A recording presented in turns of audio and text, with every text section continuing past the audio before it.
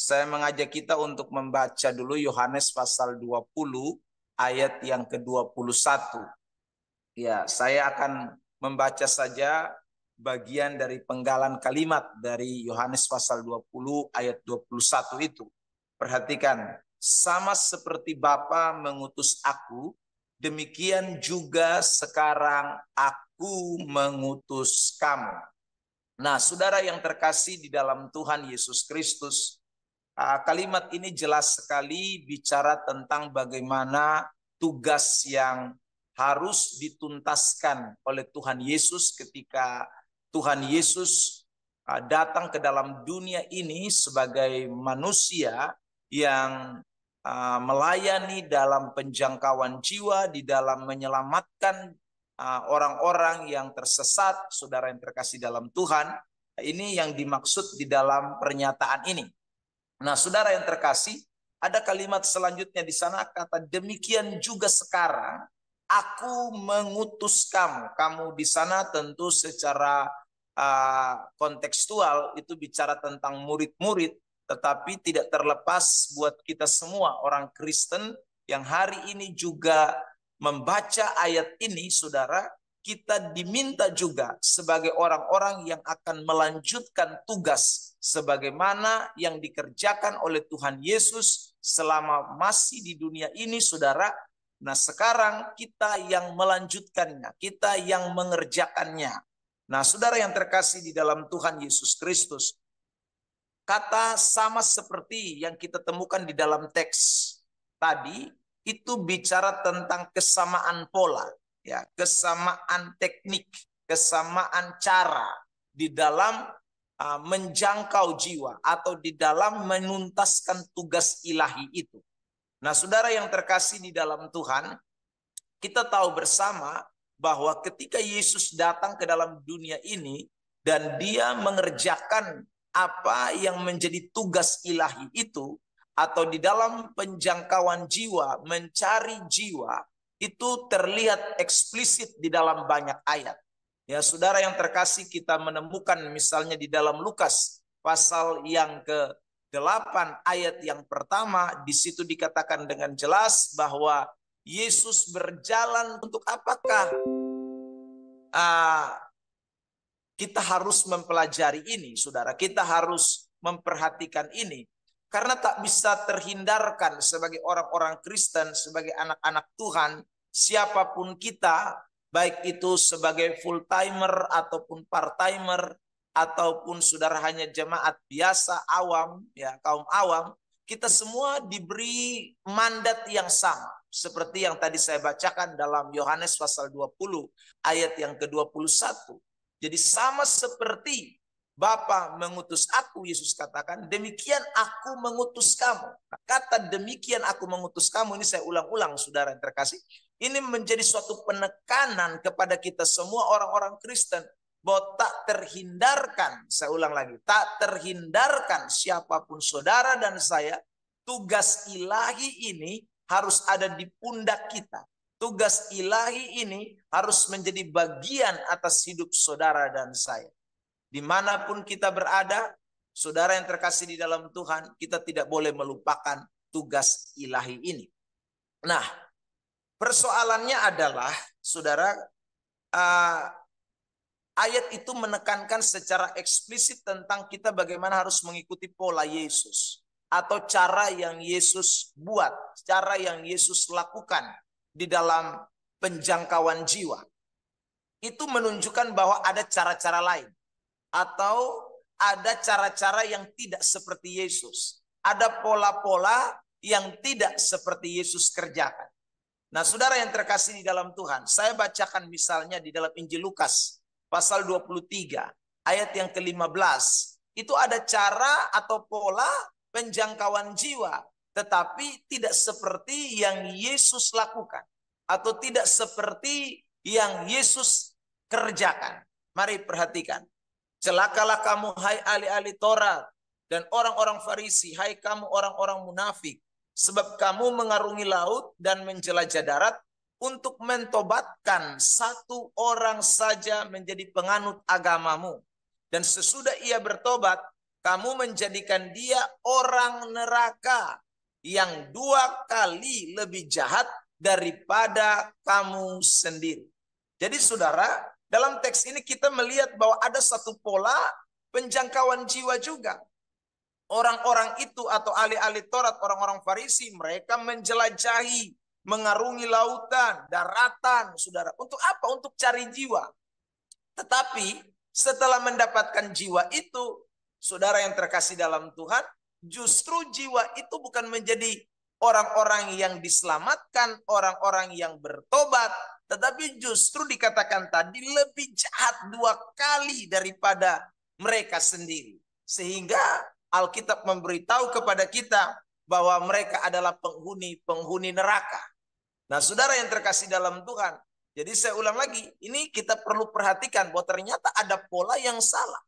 Mungkin kita bisa melihat secara kasat mata bahwa ada begitu banyak gereja, ada begitu banyak saudaraku kumpulan orang-orang Kristen, ada begitu banyak komunitas-komunitas Kristen, ya. Tapi pertanyaannya adalah, saudara, pola mana yang dipakai untuk mengumpulkan atau membuat atau saudaraku mendirikan suatu gereja?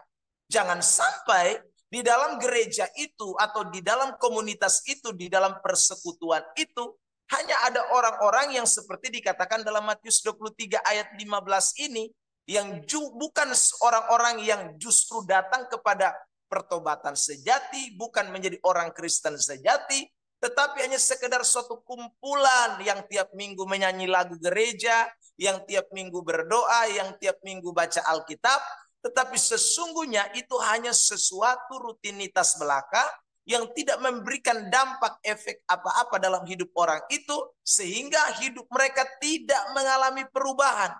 Bahkan mulai dari pemimpinnya sampai kepada semua orang yang dia pimpin, saudaraku, perilakunya seperti yang dikatakan tadi, jahat perilakunya, bahkan lebih mengerikan. Saudara yang terkasih dalam Tuhan. Nah, ini hati-hati kita, sehingga ini tidak boleh kita lupakan. Saudara, tren yang sama kita temukan juga bukan hanya pada ahli-ahli Taurat, orang-orang Farisi. Di zaman para rasul, kita temukan di dalam kitab Roma pasal 16 misalnya. Lalu kemudian dalam kitab 2 Petrus, ya. Saya bacakan saja 2 Petrus ya, pasal yang kedua, ayat 1 sampai ayat 3. Itu juga kita menemukan ada pola-pola guru palsu, pola daripada nabi-nabi palsu yang juga melakukan hal yang sama, mencari jiwa, mencari pengikut, saudaraku. Tetapi dengan ada suatu tujuan, ada sesuatu di baliknya yang merupakan motivasi atau saudaraku tujuan yang mereka kerjakan di dalam penjangkauan jiwa itu. Nah, saya bacakan di dalam 2 Petrus pasal 2 misalnya ya. Di situ dikatakan, sebagaimana nabi-nabi palsu dahulu tampil di tengah-tengah umat Allah, demikian pula di antara kamu akan ada guru-guru palsu. Mereka akan memasukkan pengajaran-pengajaran sesat yang membinasakan. Bahkan mereka akan menyangkal penguasa yang telah menebus mereka. Dan dengan jalan demikian segera mendatangkan kebinasaan atas diri mereka, atas diri mereka. Banyak orang akan mengikuti cara hidup mereka. Banyak orang, bukan sedikit loh saudara. Banyak orang. Jadi akan mengikuti cara mereka, pola mereka. Ya. Jadi ini saudara adalah juga kita sama-sama mesti perhatikan. Jadi saudaraku, saya ulang lagi.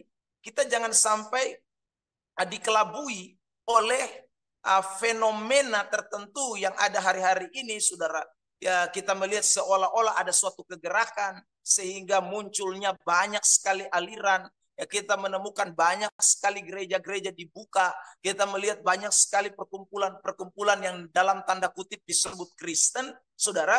Ya, di mana-mana kita menemukan itu. Tetapi kita perlu waspada.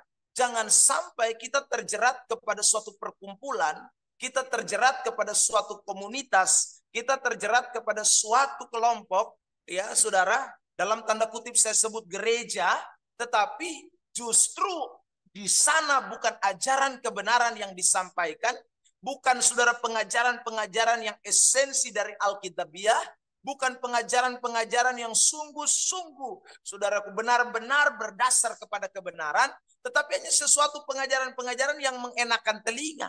Kalau kita membaca next di dalam ayat yang ketiga tadi, jelas bahwa mereka membuat cerita-cerita isapan jempol yang mengenakan telinga para pendengar mereka, yang menghipnotis para pendengar mereka, sehingga kemudian orang-orang itu merasa, wah ini aku nyaman di sini, aku rasa happy di sini, aku rasa diberkati di sini. Padahal mereka tidak sadar bahwa mereka sedang terjebak kepada suatu komunitas yang sesungguhnya tidak membawa mereka kepada keselamatan, tetapi membawa kepada kebinasaan.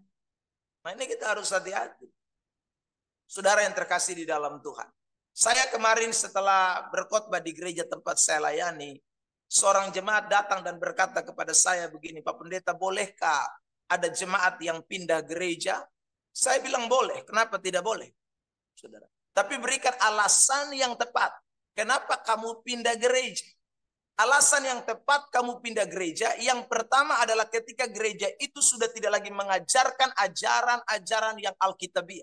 Segera angkat kakimu dari situ dan jangan tunda-tunda. Saudara yang terkasih dalam Tuhan, saya suruh, ayo angkat kaki dari tempat itu.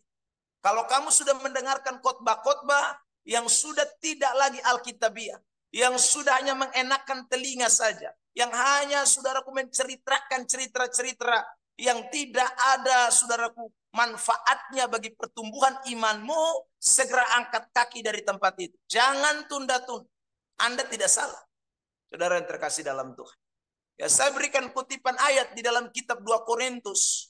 Ya, Rasul Paulus mengatakan, keluarlah kamu dari antara mereka. Ya, keluarlah. Karena tidak ada persamaan antara terang dengan gelap. Tidak ada persamaan antara kebenaran dan kedurhakaan. Itu ayat jelas. Saudara yang terkasih dalam Tuhan.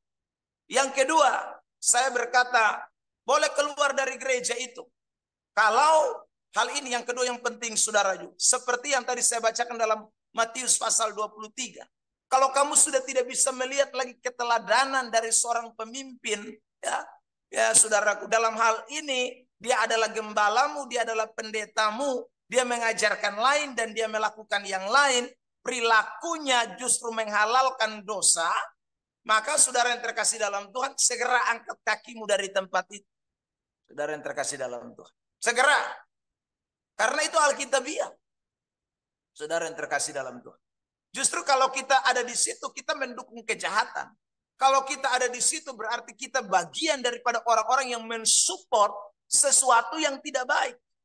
Padahal kita tahu-tahu jelas itu baik, itu jahat. Kita tahu-tahu jelas itu sesuatu yang bertentangan dengan Alkitab.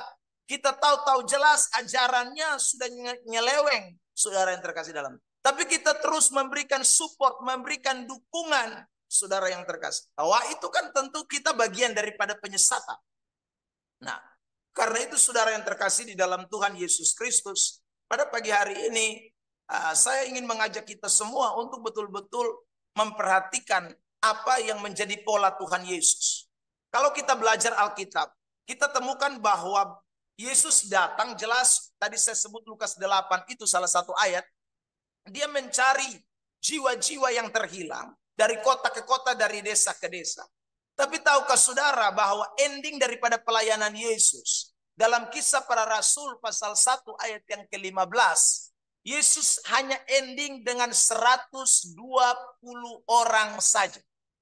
Saudara yang terkasih dalam Tuhan. Padahal kita tahu bersama pelayanan Yesus begitu spektakuler. Pelayanan Yesus begitu luar biasa. Dari saudaraku mujizat-mujizat yang dia lakukan. Bagaimana dia menolong orang-orang. Ya saudara, menyembuhkan orang-orang. Dan lain sebagainya. Terlalu banyak. Kalau kita melihat saja kasus misalnya dia memberi makan 5.000 orang, itu saja baru satu kasus. Ya, belum lagi saudaraku dia memberi makan 7.000 orang. Ya, belum lagi saudaraku dia pergi ke satu tempat di Kapernaum lalu kemudian dia buat mujizat di sana dan banyak orang datang kepada dia. Jadi kalau kita lihat rentetan cerita tentang pelayanan Yesus, seharusnya ending daripada pelayanan Yesus itu 3.000 jiwa minimal. Ending dari pelayanan Yesus itu minimal, saudara, mungkin 1 juta jiwa. Itu minimal. Tapi Kisah pasal 1 ayat 15 memberitahu kepada kita bahwa ending daripada pelayanan Yesus itu hanya 120 jiwa.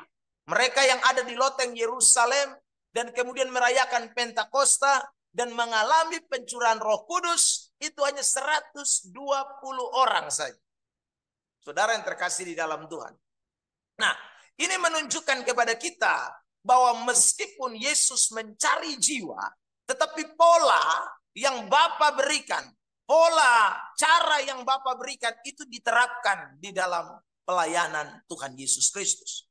Nah, karena itu pada pagi yang diberkati ini, saudara yang terkasih di dalam Tuhan Yesus Kristus, pola ini yang saya mau bagikan buat kita. Apa saja pola yang Yesus terapkan di dalam pelayanannya yang juga harus menjadi pola kita.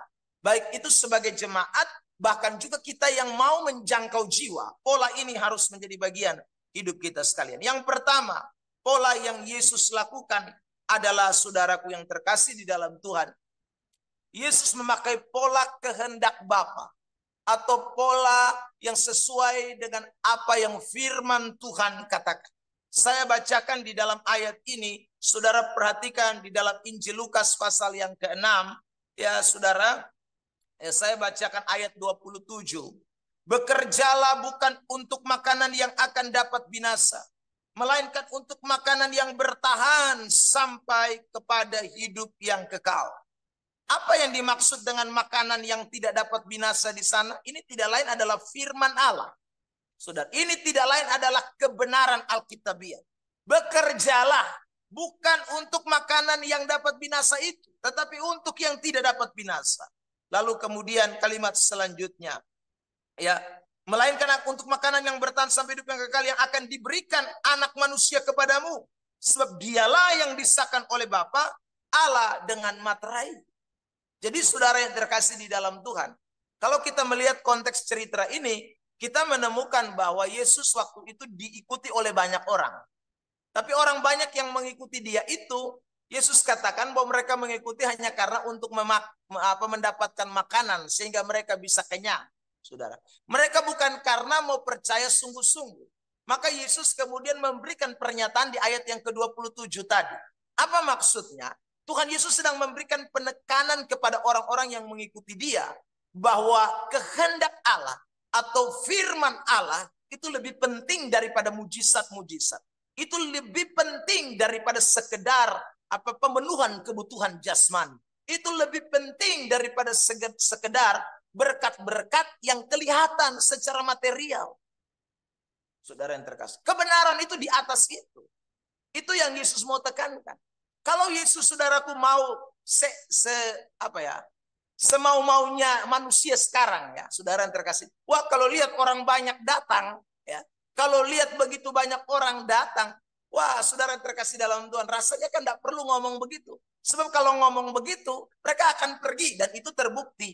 Dalam Yohanes pasal 6 ayat yang ke-60 dan 66 nanti kita melihat bahwa saudara yang terkasih dalam Tuhan, orang-orang kemudian mundur dan tidak lagi mau mengikuti Yesus. Karena perkataan yang Yesus sampaikan itu begitu keras. Pernyataan-pernyataan Yesus yang Yesus nyatakan pada waktu itu berdasarkan kehendak Bapa, makanan yang tidak binasa itu menggetarkan hati orang-orang yang mengikuti dia. Kenapa? Karena motivasi orang-orang itu hanya untuk kebutuhan-kebutuhan jasmani. Dan Yesus tidak mau ada jiwa-jiwa yang dijangkau dengan motivasi hanya untuk kebutuhan jasmani. Yesus tidak mau ada orang-orang yang masuk ke dalam kelompok Kristen atau dalam pengikut Yesus pada waktu itu menjadi murid Yesus, atau hari ini saudara menjadi orang di gereja yang hanya mikirnya hanya cuma hal-hal materi jasmani tanpa memikirkan kehendak Allah. Itu Yesus tidak mau. Saudara yang terkasih dalam Tuhan. Nah, ini juga harus menjadi ciri dan pola kita dalam melayani. Ya saudaraku, kita mencari jiwa itu bukan untuk sekali lagi memenuhi gereja dan mendapatkan kebutuhan-kebutuhan finansial. Kita mencari jiwa supaya mereka tunduk dan taat kepada kehendak Allah terhadap kebenaran. Saudara yang terkasih dalam Tuhan. Sebab kebenaran menjadi makanan yang sesungguhnya. Firman Allah itu makanan sejati. Kalau kita hanya mengiming-imingkan berkat-berkat jasmani kepada orang-orang yang kita jangkau, atau kepada mereka yang mau menjadi Kristen, saudara yang terkasih dalam Tuhan, atau menjadi pengikut Yesus, maka satu hari kelak saya yakin mereka akan kecewa. Karena Alkitab sudah memberikan catatan bahwa akan datang masa yang sukar. Akan datang masa yang lebih sulit.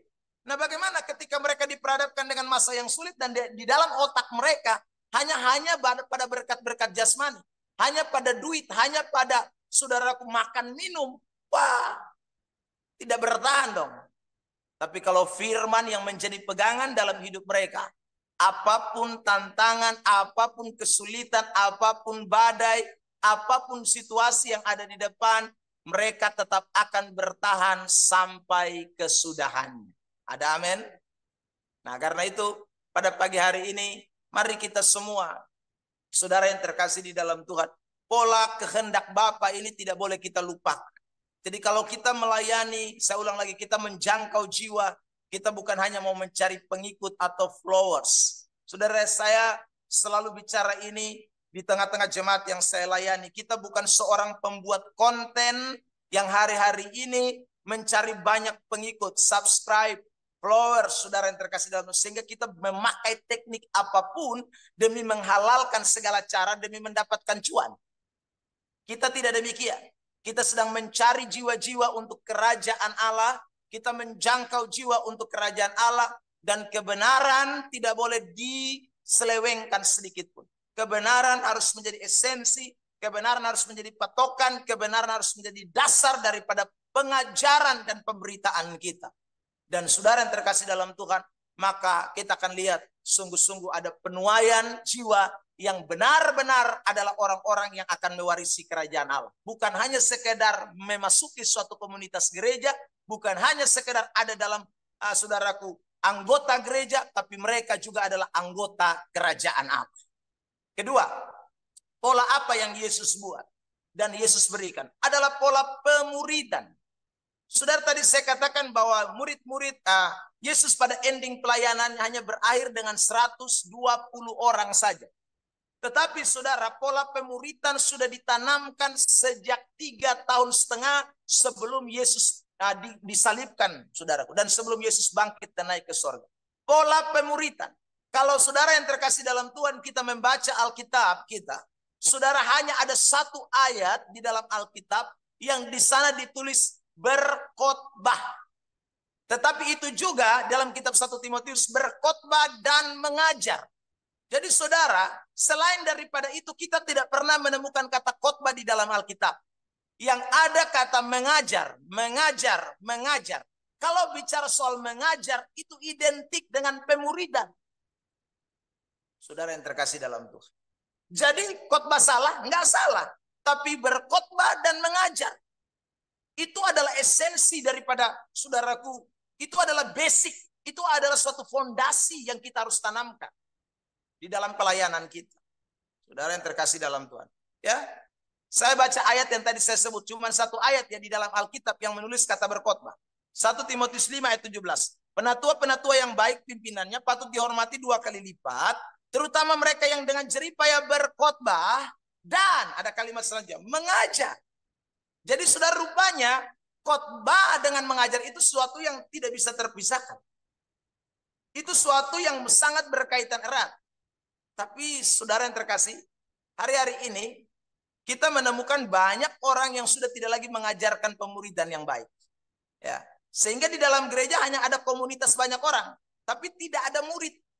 Nah, saudaraku, sehingga tongkat estafet, ya, pemberitaan Injil itu berhenti. Tadi saya bilang, saudara yang terkasih dalam Tuhan, kenapa orang berpikir bahwa hanya kelompok-kelompok tertentu saja, pendeta atau orang-orang yang sekolah teologi yang memberitakan Injil? Karena sekali lagi pemuridan tidak di Kristen diberi kasih karunia untuk menjangkau jiwa-jiwa. Diberi, saudaraku yang terkasih dalam Tuhan, tugas yang sama, hanya beda pada jawatan. Tapi tugas itu tidak beda. Semua kita diberi tugas yang sama untuk penjangkauan jiwa. Itu amanat Tuhan. Jadi saudara yang terkasih di dalam Tuhan Yesus Kristus, betapa pentingnya pemuridan. Makanya saudara, ini harus kita terus tingkat. Jadi tidak persoalan berapa orang. Kalau kita pagi hari ini yang rutin hadir, saudara terkasih dalam Tuhan, terus menerus 30, ya 20, dan terus mengalami pemuridan. Satu hari kelak kan kita akan meninggal. Satu hari kelak kita tidak ada. Tapi percayalah, tongkat estafet pemberitaan Injil tidak akan berhenti di tangan kita. Karena semua kita adalah murid Tuhan. Semua kita sedang meregenerasikan. Saudara yang terkasih dalam Tuhan. Makanya ini menjadi penting buat kita sekalian yang hadir pada pagi hari ini. Saudara yang terkasih di dalam Tuhan, tidak peduli apapun itu orang berkata, ya, tetapi esensi dari pemuridan itu menjadi penting. Ada yang berpikir bahwa kalau saya menyatakan pengajaran-pengajaran itu maka kurang bagus atau kurang mendapat simpati, kurang mendapat saudaraku antusias. Itu tidak menjadi soal. Sebab saudara terkasih dalam Tuhan, kita sedang menyampaikan sesuatu yang esensi. Saya, saudara, memberikan satu cerita, ya saudara. Ini cerita yang bukan nyata ya, tapi ini bisa menjadi satu pelajaran. Ya, ada seorang pendeta berkhotbah, saudara. Ketika dia berkhotbah, dia menceritakan tentang bagaimana perjalanan pelayanannya. Ya, kebetulan dia pelayanannya di Amerika. Jadi saudara, dia waktu pulang ke Indonesia, dia menceritakan bagaimana dia melayani di Amerika, di California, di Los Angeles, ya saudara, di Kanada. Pokoknya dia mengelilingi negara-negara bagian di Amerika. Setelah itu saudara yang terkasih dalam Tuhan, dia juga kemudian mengunjungi beberapa orang anaknya, 3 orang anaknya yang juga dia sekolahkan di luar negeri. Ya, dan itu menjadi saudaraku penyampaian ketika dia sedang berkhotbah di hari Minggu. Dia tidak sadar bahwa saudara waktu dia menceritakan semuanya itu memakan waktu yang cukup panjang. Sehingga saudaraku waktu jam dia berkhotbah yang mungkin 45 menit, setengah jam sudah disita dengan dia cerita soal perjalanan keliling ke Amerika dan juga saudaraku mengunjungi anak-anaknya. Akhirnya saudara, khotbah yang dia sampaikan itu hanya berkisar 10 menit sampai 15 menit. Lalu selesai. Begitu selesai, biasa gembala sidang selalu berdiri di depan pintu dan kemudian berjabat tangan dengan jemaatnya. Lalu jemaatnya itu, saudara, salah seorang jemaatnya berkata, "Pak, terima kasih karena hari ini saya sungguh mendengarkan sesuatu yang luar biasa." Nah, Pak Pendeta ini pikir khotbahnya yang tadi 15 menit itu yang memberkati. Tetapi justru jemaat ini bilang begini, "Hari ini saya lebih kenal keluarga Bapak, anak-anak Bapak, dan bagaimana hidup Bapak selama ini." Ya kenapa ya? Karena dia cuma menceritakan soal perjalanan dia, soal keluarganya, soal anak-anaknya. Tapi Injil tidak diberitakan, ajaran tidak diberitakan. Saudara bisa bayangkan kalau itu menjadi sesuatu yang terus terjadi. Tiap hari Minggu demikian, tiap hari Minggu demikian. Maka saudara, bagaimana pemuridan itu bisa menjadi nyata? Kalau kita baca dalam kitab Ibrani pasal 5 ayat 12, kenapa itu jemaat-jemaat saudaraku tidak bertumbuh dalam iman, padahal ditinjau dari sudut waktu seharusnya mereka jadi pengajar-pengajar. Saudara yang terkasih dalam Tuhan, penulis Ibrani memberikan penekanan yang jelas dalam pasal yang ke-6 dari kitab Ibrani. Dia bilang, kamu harusnya meninggalkan dong asas-asas pokok pengajaran.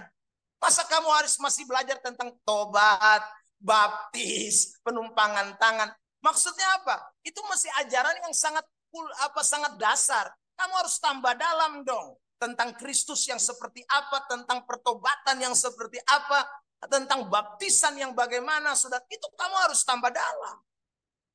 Bukan hanya sekedar ada di luar. Maka kekristenan yang demikian, kekristenan yang tidak kuat, kekristenan yang kanak-kanak. Nah, pada pagi hari ini, 2 hal ini kita tidak boleh lupakan. Satu, kehendak Bapa. Ya, firman Allah menjadi dasar, itu pola. Lalu kemudian yang kedua, yang kita tidak boleh lupakan adalah pola pemuridan. Kalau kita lakukan ini, akan terlihat kualitas. Dan kualitas itu akan menjanjikan yang namanya, saudara, pemberitaan Injil tidak akan berkeputusan. Kita akan lihat, saudaraku, bahwa Injil akan tersebar sampai ke ujung bumi, tapi bukan Injil yang kosong. Tapi Injil yang benar-benar adalah kebenaran yang akan membawa orang kepada keselamatan dan hidup yang kekal. Kiranya Tuhan berkati kita dengan firman. Mari kita berdoa. Bapa di sorga, kami mengucap syukur buat pagi hari ini. Karena Tuhan berkenan bicara atas kami. untuk kami mengikuti pola Tuhan, menjadi orang-orang yang diutus beritakan Injil di mana saja, menjadi saksi-saksi Tuhan, menjangkau jiwa dengan pola, dengan cara yang benar, yaitu sesuai kehendak Allah, dan terus memuridkan, terus memuridkan. Tuhan tolong kami Bapa. Roh Kudus bantu kami, kuasai, urapi kami dengan kekuatan-Mu, pakai kami dengan luar biasa. Siapapun kami yang dengar firman hari ini, baik itu kami semua para full timer, bahkan juga jemaat-jemaat Tuhan part timer, kami semua diberi tugas yang sama. Beri kami roh itu, bangkitkan semangat kami untuk kami tidak boleh berhenti hanya pada diri kami, hanya berbahagia pada diri kami, tapi kami terus memikirkan tentang misi Tuhan yang harus dinyatakan di tengah-tengah dunia ini. Terima kasih Bapa di sorga. Hamba terbatas, tapi Roh Kudus tidak terbatas, akan terus bekerja menyatakan kebenaran ini bagi semua kami. Dalam nama Tuhan Yesus Kristus kami sudah berdoa. Haleluya.